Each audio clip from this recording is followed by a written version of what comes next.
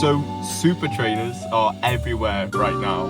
Every brand and their nan has brought out their own take on the super trainer category. But what I'm interested in talking about today is, are runners starting to think already that less is more in a running shoe?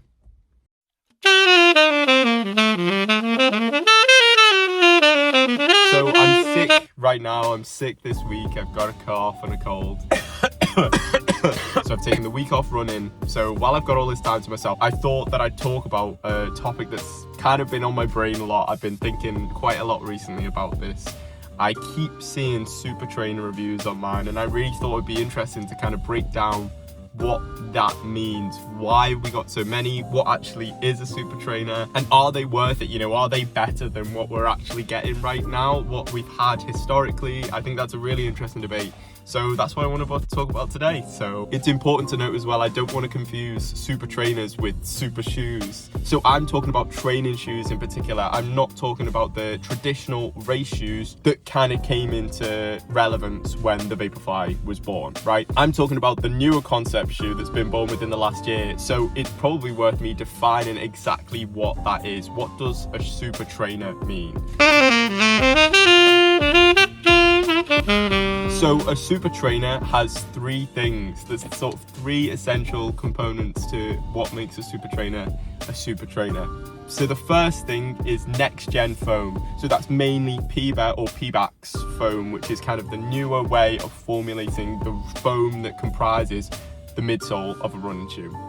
And that takes us on to the second part of what makes a super trainer, which is a really high stack height, particularly an over 40mm stack height, which takes a lot of them over the regulations from World Athletics into what can be legal for marathons.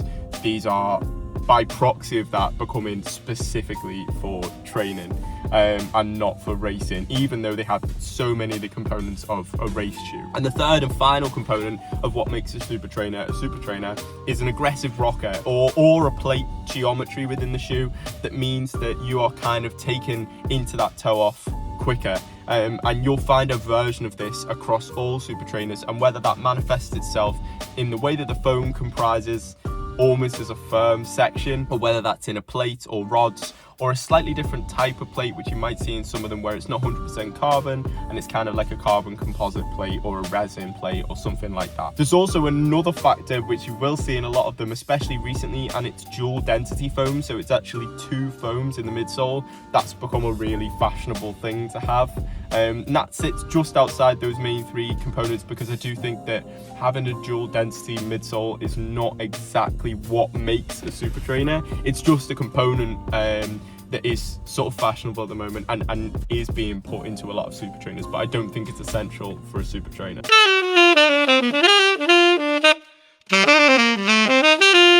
So what do super trainers feel like? What do people want from them? And I've ran in a couple of them, so I want to talk about what my experience of running in super trainers is. So really the number one thing that I think people want from a super trainer is bounce. They want technology to allow you to be able to have an easier ride on your runs, on your everyday mileage. And I think the shoes are also really good for recovery. They'll protect your legs because of the bounce, because of the plushness. It'll mean that you'll be able to recover quicker, and you want to take them on the recovery runs. You want to take them on the easy runs. You want to take them on all the runs you possibly can, because they're so much fun to run in. Instead of a lighter, more nimble shoe, I think what's fashionable right now is a chunky, responsive, snappy, bouncy shoe that's just going to spring. It's going to feel like it's got that trampoline effect. And by proxy of this, I think people want a shoe, rightly so, people want a shoe that's exciting to run in. And I definitely feel that in my own running. Sometimes, you know, it helps you get out the door when you know that you've got a shoe that will, one, make it easier, but two, make it fun, you know, and you just feel like you're kind of bouncing along as you step. And it's not just this kind of regular, boring jog, right? And it's actually something more, and you've got something slightly more interesting with your run. I think that's a really interesting factor, and I do think that that's something that's really, really important to people who are looking to spend the money required for a super trainer, but we'll talk about that in a second. So on to the point of the video. You might say that all of that sounds perfect. Why would you not want that in a running shoe? Well, I think there's a couple of downsides, and it's not me personally. I think my opinion's slightly more complex, but I am starting to see this kind of opinion begin to echo across people in the running shoe arena. So the first thing is price, and this is a difficult subject to talk about because it's easy for running shoe YouTubers who get sent all these shoes to show them all off and to pitch them as viable options. But in reality, most of us runners are working class people who can't afford to buy multiple pairs of trainers a week or a month and test them all out, right? You might be lucky to get a couple a year and to absolutely rinse them of their mileage. I know that's the case for me. And so all of a sudden, price becomes a really big part of it. And price is something that's really stood out with a lot of these super trainers because you are being given the latest technology and the most interesting foam and a plate, etc., etc. Part and parcel of that is that the price goes up, and the price is actually beginning to go up massively on a lot of these shoes. So you're starting to see shoes that are upwards of £200 a pair, so easily over $200 for a super trainer, with Primex Strung I think as the most expensive, which is $300 or over £250. So the reason that makes it complex is you're actually now paying double the price of what you probably would have paid for a daily trainer 5 years ago. The Pegasus was around £120. So that means now that unfortunately you're paying double the price for the same amount of shoe, albeit a better shoe, but with the same or very similar durability, which makes it a really complex conversation. Because if you're paying for a shoe in which you feel you can get 500 miles out of, which I think is a reasonable thing to expect from a durable, thick, solid daily trainer type shoe, and they don't have these huge durability gains, it's not like you can take these shoes for 2,000 miles and they'll be fine forever. These are shoes with similar shelf lives, and some of them are a little bit more fragile, and you're not going to be able to get that insane mileage out of them that you might from some really rugged daily trainers, which is difficult to justify that extreme cost when you're not going to get more from them. It's only in the experience that you're paying for. So even if you only buy 2 pairs of running shoes a year, you're going to now be paying double the amount that you were previously paying, which I think is quite a difficult thing to wrap your head around. That feeds into another point around why people maybe are sort of shifting past the craze of super trainers, which is that running is the ultimate cheap sport, and I think these super trainers are seeing the price of a daily trainer type shoe rocket much further than we've kind of seen before. And running is free. Anyone who's able-bodied anywhere in the world can go for a run right now. Maybe not me with my cold, but so many people can run for free wherever they want, whenever they want, and that's the joy of the sport, and that's what sets running apart from so many other sports where, you know, if you want to be a triathlete, I don't even want to know how much you have to pay for a bike now. So I don't want running to lose that, you know, and I think there will always be the option of the lighter daily trainers and the cheaper ones.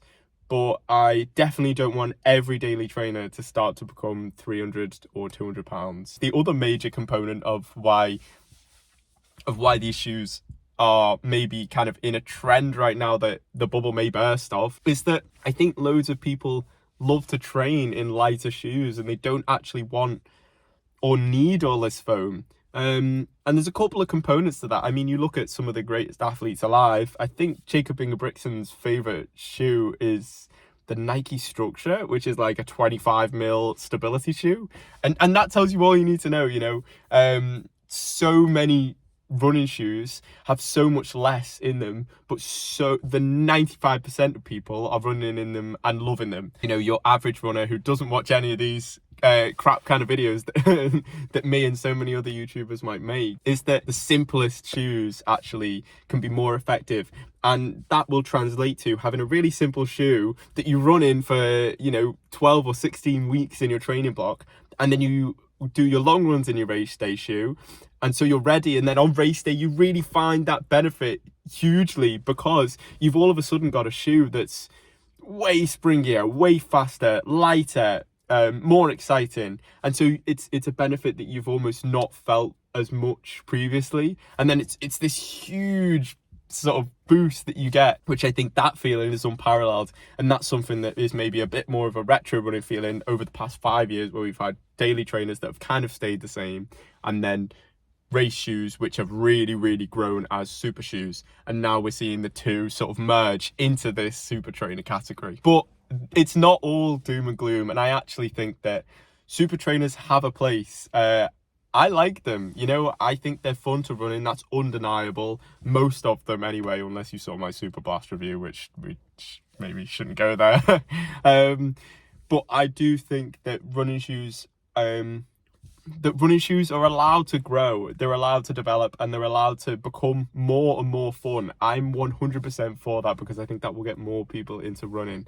I think that the technology should always be expounding and facilitating new PBs for people and new fastest times for people. I think that's fantastic, and I don't think that should ever stop because a bubble is bursting or a personal preference of a group of people. I think ultimately the brands should push the technology as far as they possibly can, as long as it can stay affordable for the consumer and not be this hyper capitalistic, slightly worrisome dystopian feeling where you have to have this crazy super trainer that you have to spend £500 on, or you can't run like the rest of them, you know? And so as long as it stays within bounds, I think this is a cool place for running shoes to go. And I'm not against super trainers, although I do like light trainers, I do like simple trainers. I'm thinking right now, personally, of running my whole training block in a pair of race shoes and a pair of really simple daily trainers, sort of Pegasus style daily trainers. I'm quite interested to see how that goes, and to rack up a really large amount of miles in a pair of shoes that I and hopefully really enjoy. So ultimately, my main consensus on super trainers is that any shoe can be a super trainer for you, but it doesn't have to be a super trainer to be that shoe. And I think that's kind of how I feel about the whole thing, is that actually it's what's best for you, and everyone suits something different. So as long as people are happy, people are getting out there running, I don't mind what you're running in. But I definitely do think that there is a change in sentiment towards these shoes, and I think it'll be really interesting to see where the brands go over the next few years. And ultimately, I think it will just mean that more offerings will be given out by them across the board, across different categories of running and racing shoes. And it's interesting and it's exciting. So let's see where it goes. Thanks for watching. Remember to subscribe, it will heal me. And I'll see you in a bit. Cheers.